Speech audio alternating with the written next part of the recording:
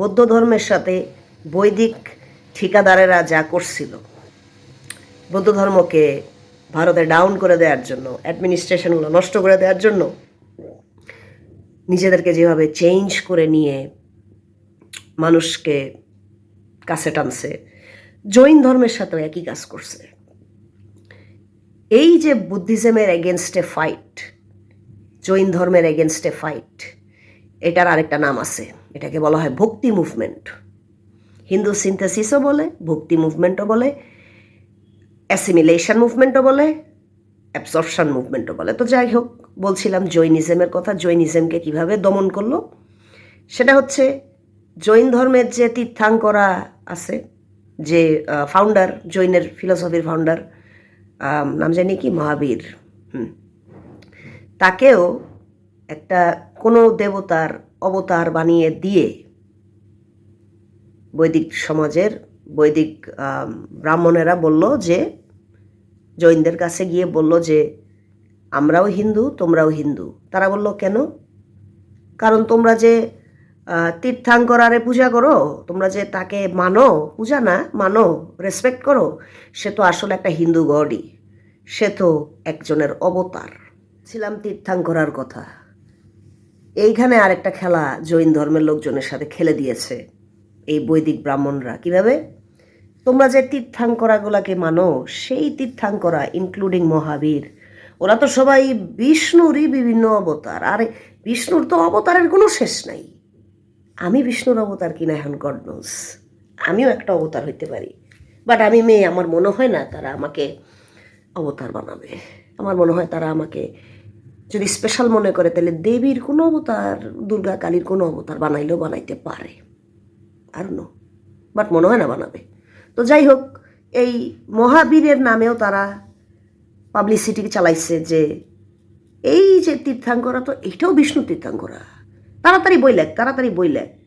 বইগুলা লেখলো যে এই দুটা লোক, গৌতম বুদ্ধ আর মহাবীর, এরা তো আমাদের গডদেরই অ্যাভেটার। অথচ প্রাচীন বৈদিক ধর্মে কিন্তু অবতারের কোনো কথা লেখা নেই। তো ওই যে পরের বইগুলা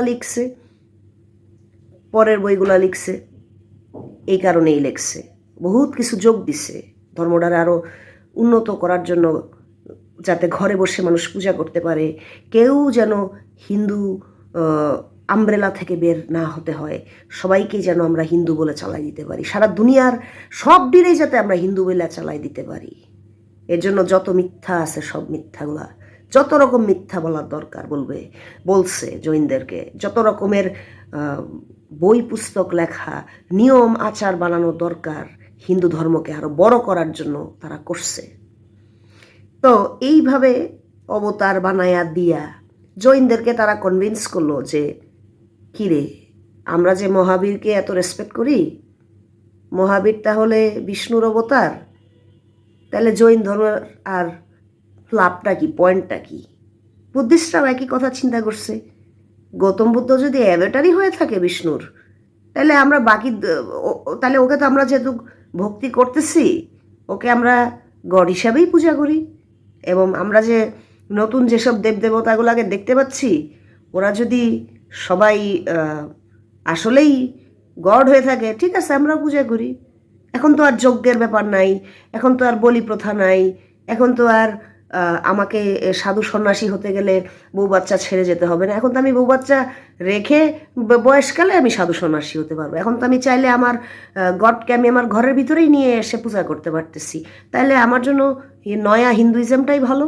আর ঠিক এইভাবে করে গ্রাসরুট অ্যাপিল করলো সাধারণ মানুষের এই বৈদিক ব্রাহ্মণেরা এবং হিন্দু ধর্মের ঠিকাদারেরা সুন্দর সুন্দর মন্দিরে তাদেরকে ডাকলো, খাওয়ানোর ব্যবস্থা করলো, আশ্রমের ব্যবস্থা করলো, যে তোমরা এখানে খাও, থাকো, তোমরা এখানে ভেজিটেরিয়ান খাবে, তোমরা পূজা করবে, তোমাদের যাওনের জায়গা না থাকলে তোমরা এনে আয়া থাকবা, তোমরা এখানেই জীবনযাপন করবা, তোমরা মন্দিরে ঠিকাদারি নিবা, ঠিক আছে? এইভাবে তারা বিভিন্নভাবে তারা একেবারে বুদ্ধিজম আর জৈনিজমকে ভিতর থেকে নষ্ট করে দিছে।